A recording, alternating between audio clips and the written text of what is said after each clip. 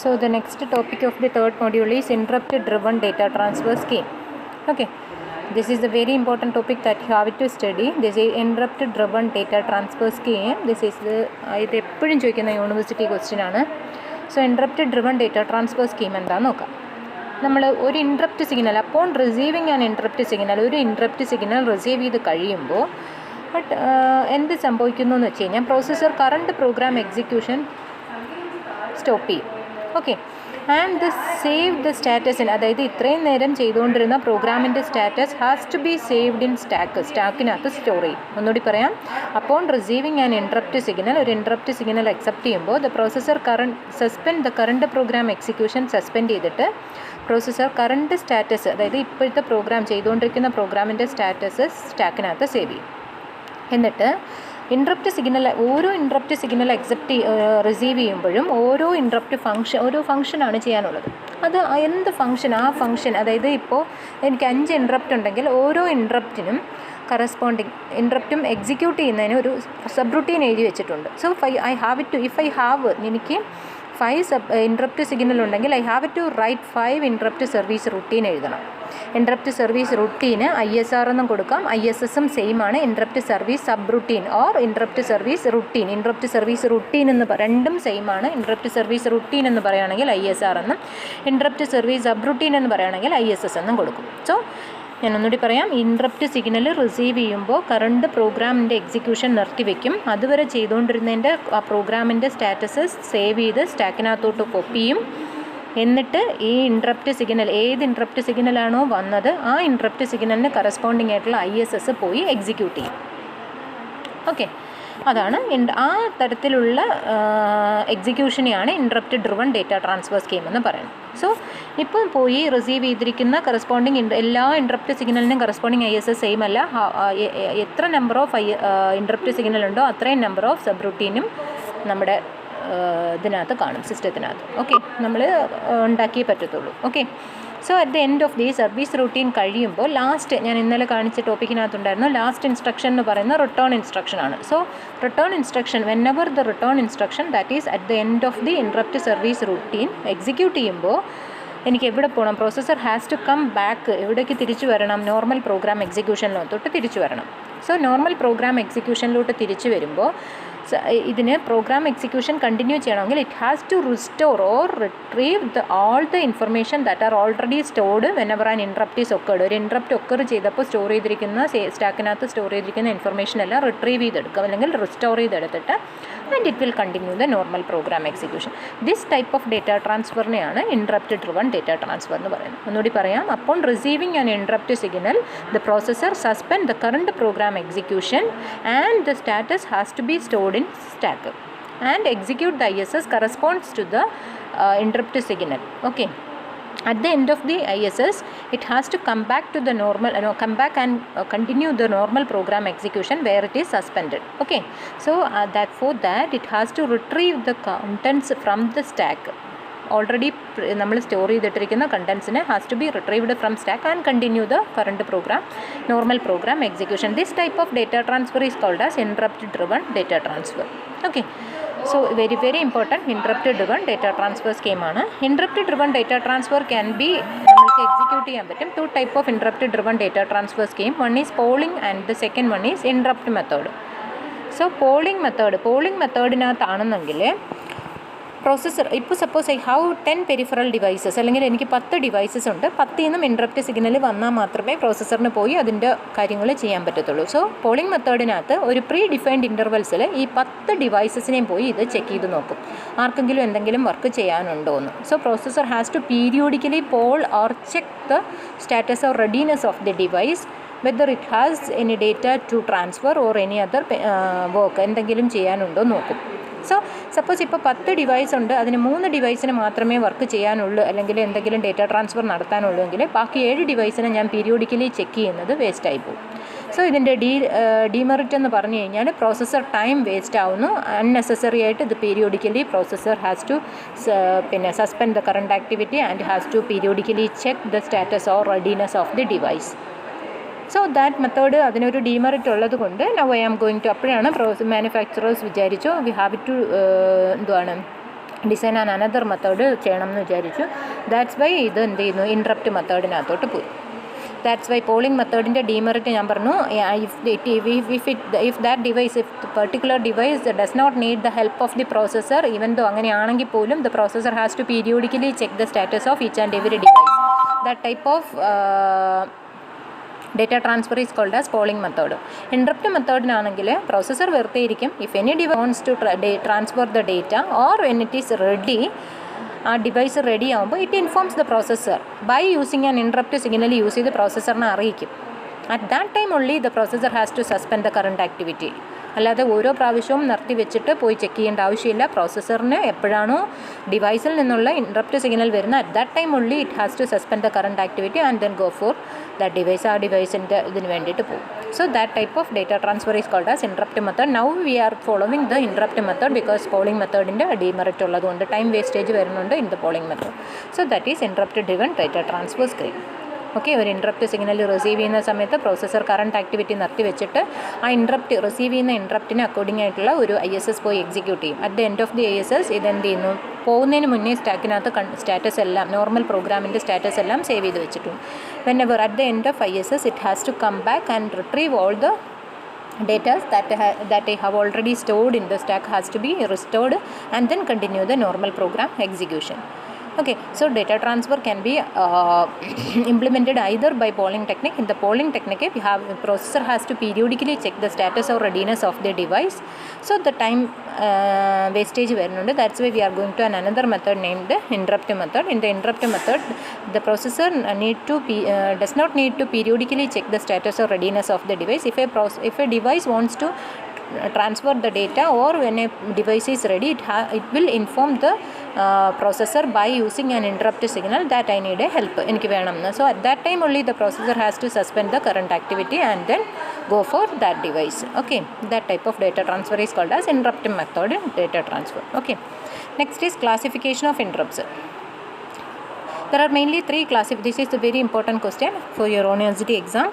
So there are three type of interrupts under hardware and software interrupts, vectored and non-vectored interrupts, maskable and non-maskable interrupts.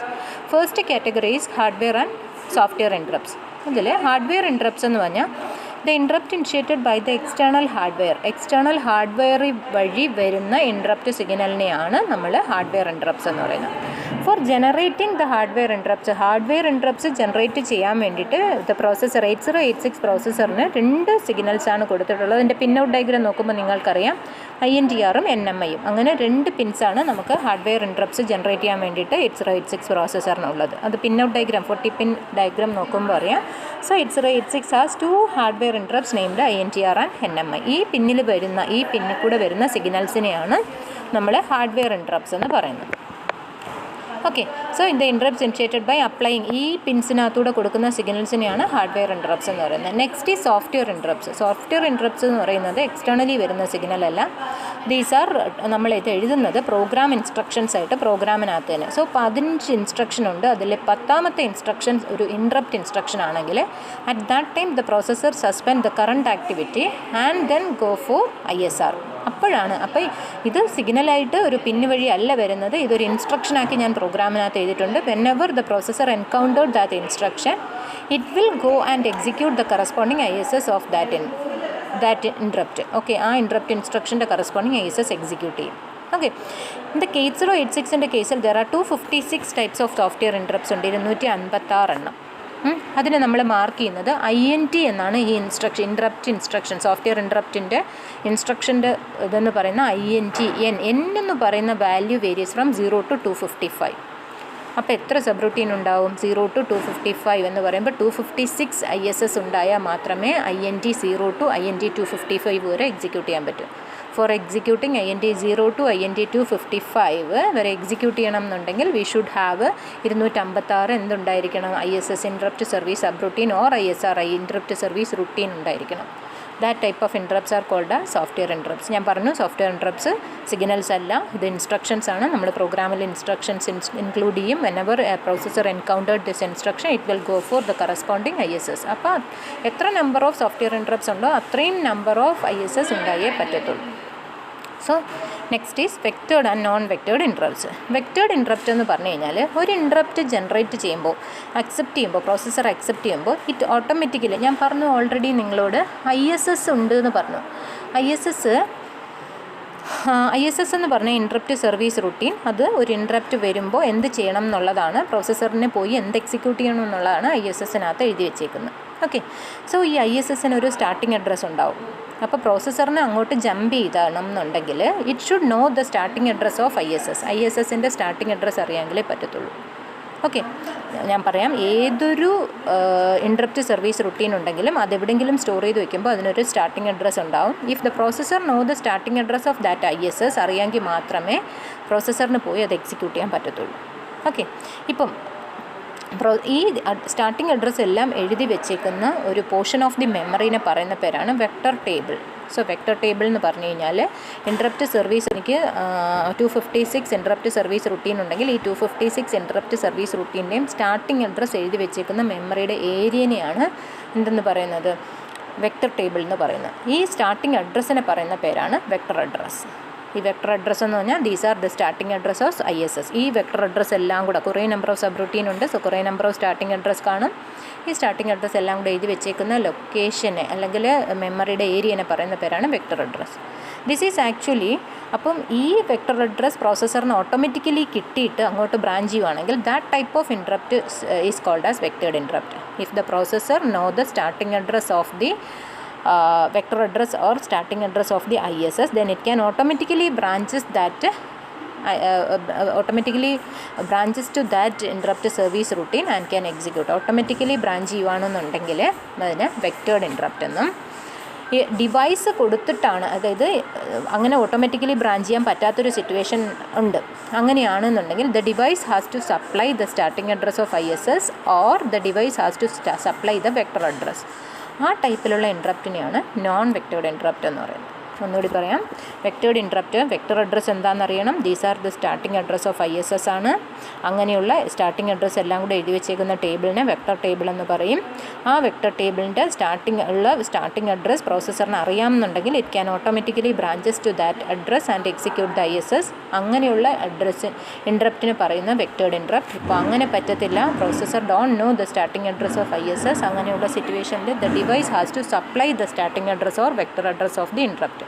ആ type of ഇൻട്രപ്റ്റ്സിനെയാണ് non vectored interrupts എന്ന് പറയുന്നത്. Actually ഈ vector table എന്ന് പറയുന്നത് ഞാൻ പറഞ്ഞ ഒരു മെമ്മറിയുടെ ഏരിയ ആണ് എടുത്തേക്കുന്നത്. ഇത് ഫസ്റ്റ് 1 കിലോബൈറ്റ് ഓഫ് 1 മെഗാബൈറ്റ് ആണ് നമ്മുടെ 8086ൻ്റെ മെമ്മറി സ്പേസ്. അതിൻ്റെ first 1 kilobyte of memory space ആണ് വെക്ടർ ടേബിളായിട്ട് യൂസ് ചെയ്തിരിക്കുന്നത്.